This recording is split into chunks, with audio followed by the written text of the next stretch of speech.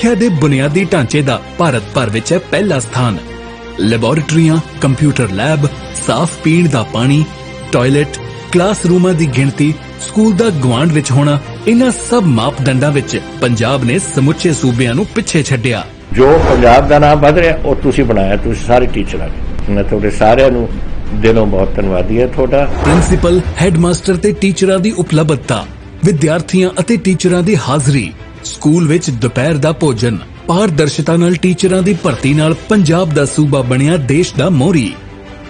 ਬੱਚਿਆਂ ਦਾ ਸਕੂਲ ਵਿੱਚ ਦਾਖਲਾ, ਪੜ੍ਹਾਈ ਛੱਡ ਚੁੱਕੇ ਬੱਚਿਆਂ ਨੂੰ ਦੁਬਾਰਾ ਸਕੂਲ ਵਿੱਚ ਪੜ੍ਹਾਉਣਾ, ਬੱਚਿਆਂ ਨੂੰ ਪੜ੍ਹਾਈ ਛੱਡਣ ਤੋਂ ਰੋਕਣਾ, ਇਹਨਾਂ ਮਾਪਦੰਡਾਂ ਵਿੱਚ ਵੀ ਪੰਜਾਬ ਨੇ ਹਾਸਲ ਕੀਤਾ ਪਹਿਲਾ ਸਥਾਨ। ਅਸੀਂ ਹੁਣ ਪਹੁੰਚ ਗਏ ਹਾਂ ਪਹਿਲੇ ਨੰਬਰ ਤੇ। ਹੁਣ ਆਪਾਂ ਪਹਿਲੇ ਨੰਬਰ ਤੋਂ ਉਤਰਨਾ ਨਹੀਂ, ਉੱਥੇ ਹੀ ਰਹਿਣਾ ਔਰ ਉੱਥੇ ਹੀ ਤਗੜੇ ਰਹਿਣਾ।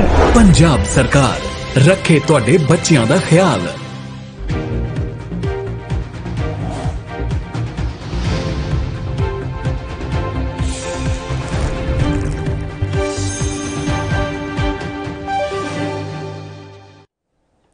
नमस्कार, आप देख रहे हैं एनबी न्यूज। मैं हूं आपके साथ काजल ठाकुर। देश में कोरोना वायरस की दूसरी लहर ने पूरे पिछले दिनों तबाही मचाकर रखी थी।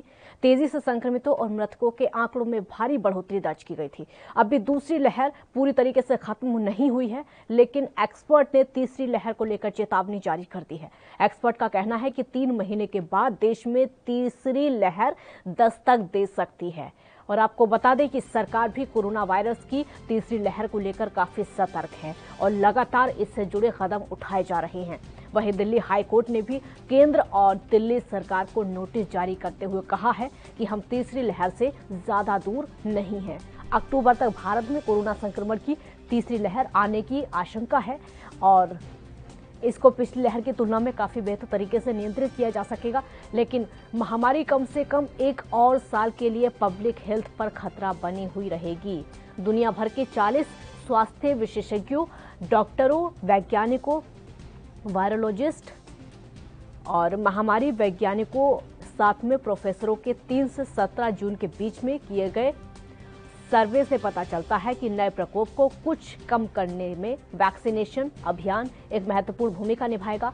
तीसरी लहर को लेकर प्रेडिक्शन करने वाले 85 से अधिक रिस्पोंडेंट्स या फिर 24 में से 21 ने कहा है कि अगली लहर अक्टूबर तक आएगी, जिसमें से 3 ने अगस्त की शुरुआत में और सितंबर की भविष्यवाणी की है। और आपको ये भी बता दें कि जो 3 लोग हैं उन्होंने नवंबर तक का भी बताया है कि फरवरी के बीच में कहा है कि नवंबर से फरवरी के बीच में ये जो लहर है वो आ सकती है, जबकि 70% से ज्यादा एक्सपर्ट या फिर 34 में से 24 ने कहा है कि किसी भी नई लहर को वर्तमान की तुलना में बेहतर तरीके से नियंत्रित किया जाएगा। उन्होंने कहा कि दूसरी लहर में टीकों, ऑक्सीजन, दवाओं, अस्पतालों में बिस्तरों की कमी होने की वजह से ये ज्यादा विनाशकारी हो गई थी, लेकिन अब जिस तरीके के इंतजाम किए गए हैं और ज्यादा इंतजाम हो जाएंगे तो ये जो विनाशकारी समय था उसको कम किया जाएगा, आसानी से इस लहर से लड़ा जाएगा।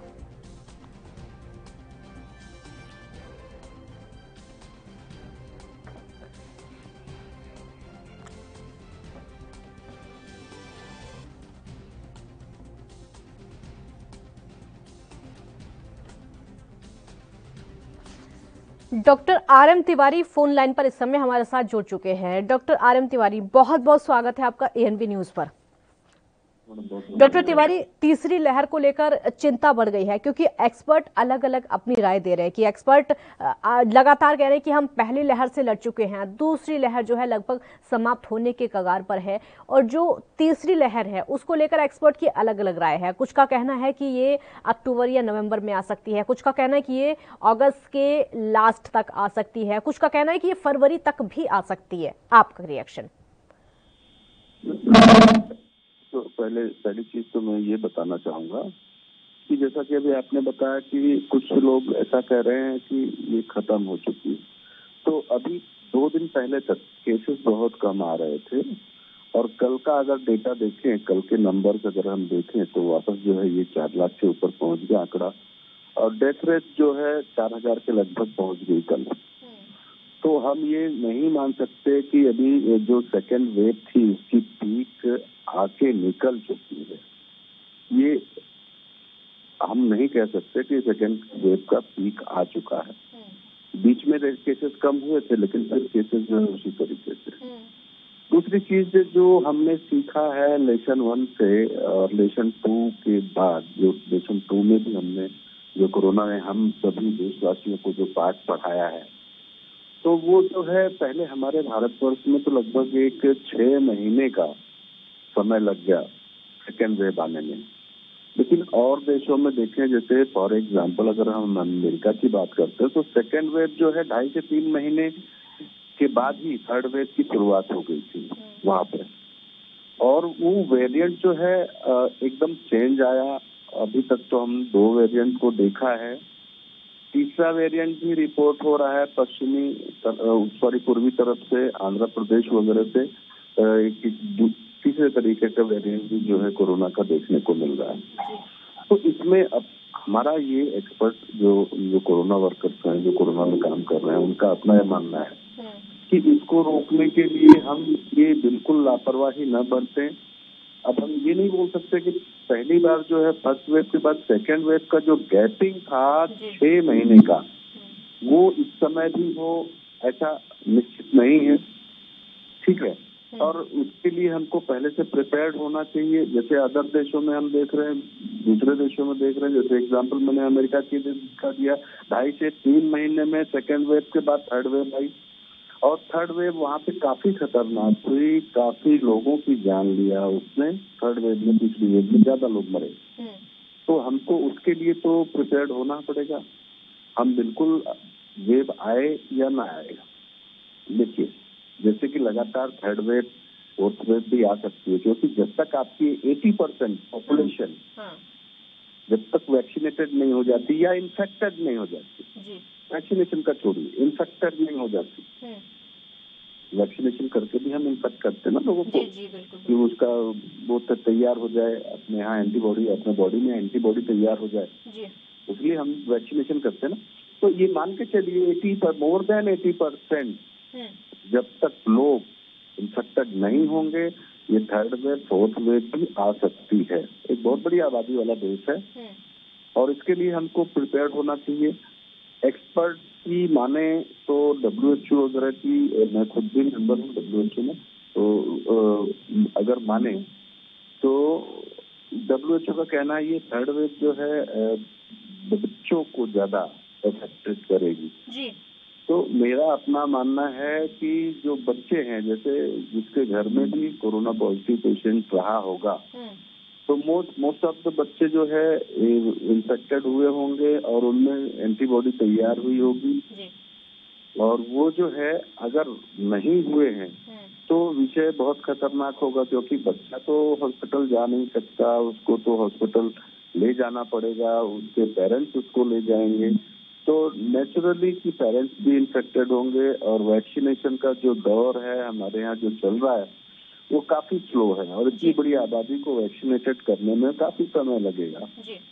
तो अगर अमेरिका की तरह 2.5 से 3 महीने में ही सेकेंड वेव की जगह थर्ड वेव आ जाती तो संभालना हमारे लिए बहुत मुश्किल हो जाएगा।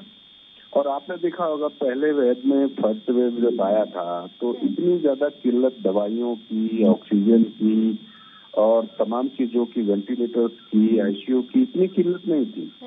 आसानी से लोग जो है, जो हेल्थ सेक्टर था इतना ज्यादा अफेक्टेड नहीं हुआ था। लेकिन सेकेंड वेव में तो आप सभी लोगों ने देखा कि एकदम दवाइयों के लिए, ऑक्सीजन के लिए, ICU बेड्स के लिए तमाम जो है तो समस्याएं हुई, और तमाम लोग उसके चलते भी अपनी जान खोए हैं। बिल्कुल। तो मेरा अपना ये मानना है, मेरा अपना ये कहना है कि हमको बिल्कुल जो है असावधानी नहीं बरतनी है। मैं आपके चैनल के माध्यम से, आपके दर्शकों से, संपूर्ण देशवासियों से एक नम्र निवेदन करना चाहता हूँ कि आप लोग जो है सावधान रहें। डरने की जरूरत नहीं है, पैनिक होने की जरूरत नहीं है। जो होगा उसके लिए तो जो फ्रंटलाइन वॉरियर्स हैं, जो खड़े हैं, वो लड़ रहे हैं, वो आज भी जो है कितने बहुत सारे फ्रंटलाइन वॉरियर्स भी जो इन्फेक्टेड हुए हैं। लेकिन बड़ी अच्छी बात है कि आफ्टर वैक्सीनेशन के बाद वो जो है कम, उनके अंदर जो मोटिलिटी कम हुई, वो या उनकी बीमारी जो है घातक नहीं हो पाई।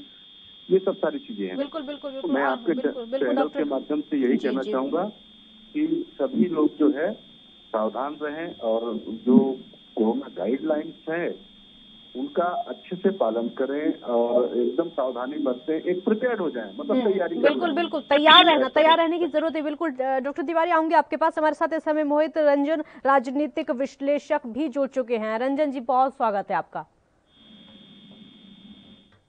रंजन जी, आवाज सुन पा रहे हैं मेरी? लगता है आवाज उन तक नहीं पहुंच पा रही, दोबारा संपर्क करने की कोशिश करेंगे। डॉक्टर तिवारी, आपसे मेरा अगला सवाल होगा, और सवाल बच्चों को लेकर भी होगा। बच्चों के अलावा दूसरा सवाल यह है कि इस बार जो एक्सपर्ट हैं उनका कहना यह भी है कि हमारे पास दूसरी लहर में रहा ये कि ऑक्सीजन की कमी, बेड्स की कमी, अस्पतालों की कमी, वैक्सीनेशन की भी कमी, बहुत ज्यादा कमियां थी, जिसकी वजह से जो दूसरी लहर थी वो हावी हो गई थी। इस बार शायद आसानी से लड़ा जा सकता है, विनाशकारी नहीं बन पाएगी। आपका रिएक्शन डॉक्टर तिवारी? नहीं मैडम, देखिए, जब जो इंफ्रास्ट्रक्चर है हमारा हेल्थ का, जो हेल्थ की सुविधाएं जी ओवरलोड होगा तो निश्चित है कि ये किल्लतें आएंगी। जो हमारे पास व्यवस्थाएं हैं, एक लिमिटेड व्यवस्था है। बिल्कुल डॉक्टर तिवारी, आपकी बात पूरी करूंगी। हमारे साथ इस समय मोहित रंजन जी जुड़ गए हैं। रंजन जी, आवाज आ रही है आप तक मेरी? जी बिल्कुल आ रही है। इस समय एक्सपर्ट की तरफ से लगातार कहा जा रहा है कि अक्टूबर से फरवरी के बीच में तीसरी लहर आ सकती है, जो कि जरूर आएगी। आपको क्या लगता है, एक राजनीतिक नजरिए से क्या लगता है, हमारे देश की सरकारें, चाहे वो केंद्र सरकार हो या फिर राज्य सरकारें हो, अपने अपने तरीके से जैसे भी काम करें, क्या वो तैयार है? राज्य सरकारें और केंद्र सरकार दोनों ही अपनी तरफ से काम कर रही है, लेकिन सिर्फ राज्य सरकार और केंद्र सरकार का दायित्व नहीं बनता है, जनता का भी कुछ दायित्व है। आम लोगों के पास भी आम लोगों का भी कुछ है कि भैया, अगर कोरोना तीसरी लहर आने वाली है और सबको पता है तीसरी लहर के बारे में, तो इसको कैसे कंट्रोल किया जा सके। अगर आपको आजादी मिली है बाहर जाने के लिए, घूमने के लिए, या फिर ऑफिस जाने के लिए, मार्केटिंग करने के लिए, शॉपिंग करने के लिए, तो आप आजादी का गलत फायदा नहीं उठाना है। आपको ये समझना पड़ेगा कि मास्क पहनना है, सैनिटाइजर साथ में रखना है, क्योंकि तीसरी लहर बहुत खतरनाक होने वाली है। सेकेंड लहर के बाद हुआ ये था कि जब फर्स्ट लहर आई थी तो लोग फिर फर्स्ट लहर खत्म होने के बाद सेकेंड लहर का किसी ने कुछ सोचा नहीं और सब आराम से घूमने लग गए, ऑफिस जाने लग गए।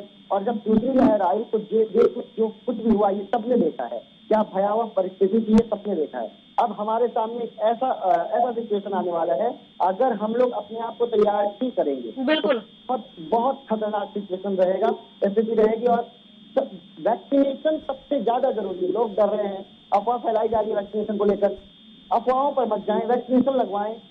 WHO ने कहा है, साइंटिस्ट कह रहे हैं, डॉक्टर्स कह रहे हैं कि जब वैक्सीनेशन लगवाएं, वैक्सीनेशन जरूरी है, लेकिन लोग फिर भी डर रहे हैं। बहुत सारी अफवाहें सोशल साइट्स पर हैं, इन सबसे पर आपको वैक्सीनेशन लगवाना पड़ेगा, क्योंकि हमारे अपने लिए है, हम सबके लिए है। सिर्फ केंद्र सरकार और राज्य सरकार के की जो भी जिम्मेदारी है, उनकी जिम्मेदारी निभाने से हम कोरोना पर विजय हासिल नहीं कर सकते। हमें कोरोना पर हासिल करने के लिए अपनी भी जिम्मेदारी समझनी होगी। अगर हम अब अपनी जिम्मेदारी नहीं समझेंगे तो बहुत ज्यादा परेशानी होने वाली है, और जो आने वाली परेशानी है ये हम लोग कंट्रोल नहीं कर पाएंगे। इसके लिए हमें सचेत रहना पड़ेगा, जिम्मेदार नागरिक की तरह अपना कर्तव्य का निर्वहन करना पड़ेगा। नहीं करेंगे तो परेशानी होगी, और परेशानी होगी तो जो दूसरा लहर है उससे जो दूसरी लहर जा चुकी है, या अभी जो कोरोना के केसेस कम हुए हैं और अब धीरे धीरे फिर से बढ़ने शुरू हुए हैं, इससे बहुत ज्यादा परेशानी बढ़ने वाली है। तो मैं यही चाहूंगा आपके चैनल के माध्यम से दर्शकों को कि सबसे पहले अपनी जिम्मेदारी निभाएं, अपनी जिम्मेदारी निभाकर अगर आपको आजादी मिलती है तो मास्क पहने, 2 मास्क पहने, 1 मास्क पहने, और सैनिटाइजर हमेशा साथ में रखें, डिस्टेंस मेंटेन करके रहें। बहुत ज्यादा परेशानी हो सकती है अगर कोविड-19 जो आने वाला है लहर, इससे अगर हम लोग सावधान नहीं रहे तो। बिल्कुल बिल्कुल बिल्कुल। रंजन जी हमारे साथ इस समय डॉक्टर तिवारी जुड़े हुए हैं। डॉक्टर तिवारी, अपनी बात पूरी करिएगा आप, क्योंकि सवाल बहुत ज्यादा महत्वपूर्ण है। सवाल इसलिए महत्वपूर्ण है कि इस बार की लहर को विनाशकारी होने से बचाया जा सकता है कि अगर हमारे पास इंतजाम पूरे हों तो। देखिए मैडम, मैंने पहले भी बताया कि एक लिमिटेड व्यवस्था के साथ हम चल रहे हैं, एक लिमिट चल रहे हैं। सेक्टर के लिए भी अपने पास एक लिमिटेड व्यवस्था है, लिमिटेड हॉस्पिटल्स हैं, लिमिटेड जो है कर्मचारी हैं, लिमिटेड जो है डॉक्टर्स हैं। ऐसे हालात में अगर तीसरी वेव आती है, लहर आती है, तो मेरा अपना मानना है कि ये जो है काफी जो है चिंता का विषय होगा। और हम इसको रोकने का सबसे बढ़िया उपाय, सबसे सटीक उपाय यही है, कोरोना गाइडलाइंस का वो फॉलो करें। और वैक्सीनेशन, मैं गवर्नमेंट से भी अपील करूंगा कि वैक्सीनेशन जो जिस तरीके से हो रहा है, इस तरीके से अगर होता रहा तो पूरे देश की आबादी को वैक्सीनेटेड करने में, एबव 18 वैक्सीनेटेड करने में बहुत काफी समय चल जाएगा। और इसी दरमियान अगर ये तीसरी लहर आती है तो काफी चिंता का विषय होगा। तो हम लोगों को ये तैयारी करनी है, प्रिपेयर्ड होना है। जैसा कि अभी मैंने आपको बताया कि कोरोना गाइडलाइंस को व्यवस्थित फॉलो करना है। बच्चे तो कहीं आते जाते हैं, बच्चे के तो स्कूल भी बंद है और फिलहाल वो कहीं ट्रेवल भी नहीं करते, कोई काम भी नहीं, उनको कहीं परचेजिंग वगैरह के लिए नहीं जाना है, वो घर में ही रहते हैं, आसपास इर्द-गिर्द ही रहते हैं, घर के प्रांगण में या फिर बिल्डिंग के एरिया में ही रहते हैं। तो वो जो है इतने ज्यादा इन्फेक्टेड होने के बहुत कम चांसेस होंगे अगर उनके पेरेंट्स अगर वैक्सीनेटेड हैं तो, और वो जो है उसके माध्यम से वो जो है बच सकते हैं। और मैं यही चाहूंगा कि ये जो है इसको बिल्कुल एकदम सावधानी से लिया जाए, जैसे हमने फर्स्ट वेव में किया कि भाई ठीक है, हो गया कोरोना, सारा विश्व प्रभावित हुआ, भारतवर्ष को कुछ नहीं होगा, भारतवर्ष जो है निकल जाएगा। तो ये सब चीजों का खामियाजा हमने सेकेंड वेव में भुगता, जिसमें बहुत बड़ी संख्या में जो है लोग जो है आईसीयू बेड की वजह से, वेंटिलेटर की वजह से, ऑक्सीजन की वजह से, बहुत सारी दवाइयों की वजह से अपनी जान को खोया। तो मैं ये चाहूंगा और आपके चैनल के माध्यम से भी मैं ये बार बार अपील करता रहा हूँ कि भाई इसको जो है गंभीरता से लें, इसको अन्यथा मेरी बातों को अन्यथा न लें कि भाई ये कोई ऐसे डरने डराने वाली बात है। ये डरने डराने वाली बात नहीं, हमको सतर्कता से जरूरी है। हमारे में एक कहावत है डॉक्टर की भाषा में, prevention is better than cure. Prevention क्यों नहीं रखते आप? सावधानी बरतिए। जब चीजें हम देख रहे हैं अपने आंख के सामने और ये सब सारी चीजें घट रही हैं, तो उसके लिए तो हमको जागरूक होना पड़ेगा, तैयारी करनी पड़ेगी। ये सारे लोगों की जिम्मेदारी बनती है, आम जनता की भी बनती है, सरकार की बनती है। सरकारों को चाहिए, गवर्नमेंट को चाहिए कि भाई वैक्सीनेशन को बढ़ाएं, ज्यादा से ज्यादा लोगों को वैक्सीनेट कर लें। ये थर्ड वेव आए उसके पहले लोग वैक्सीनेट करें, मैं यही कहना चाहूंगा। विषय भी है कि अगर अक्टूबर तक ये जो तीसरी लहर है ये आ जाती है, अगर हम पिछला एक बार देखें दूसरी लहर में अगर हमारे पास इंतजाम पूरे होते, तो आपके हिसाब से क्या लगता है कि जो इतनी खतरनाक दूसरी लहर हो गई थी वो नहीं होती अगर हमारे पास इंतजाम पूरे होते तो?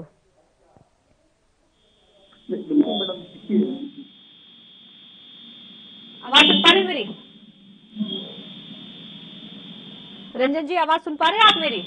बताइए। आपसे मेरा सवाल यह है कि अगर हमारे पास इंतजाम पूरे होते तो आपको क्या लगता है कि जो दूसरी लहर है वो उतनी विनाशकारी नहीं हो पाती? देखिए, हमारे पास इंतजाम, ये एक बड़ा सवाल है कि हमारे पास इंतजाम होते तो दूसरी लहर विनाशकारी नहीं हो पाती। और भी देश हैं जिनके बारे में आप सुन सकते हैं, और भी देश जो ज्यादा विकसित हैं जिनके पास सारी चीजें थी लेकिन फिर भी विनाशकारी माहौल रहा, मतलब बहुत सारे लोग मरे। ऐसा नहीं है।